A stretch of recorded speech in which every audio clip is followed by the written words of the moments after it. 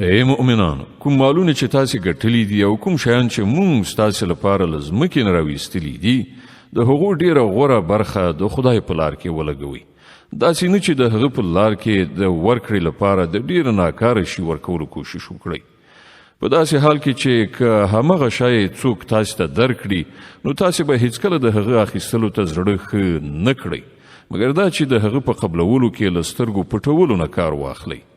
تاسې باید په دې پوه اوسئ چې الله بې نیازه دی او د ډیرو غوره ستاینو څښتن دی. شیطان تاسې له بېوزلۍ نه ویروي او شرمناک چلند غوره کولو ته مو هڅوي، خو الله خپل بخشش او پیرزوینې ته تاسې هیلهمند کوي. الله د ډیر پراخ لاس خاوند او پوه دی.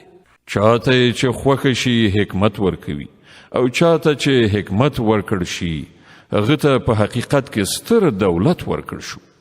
له دې خبرونو یوازې هغه کسان درس اخلي چې د پوهې خاوندان دي.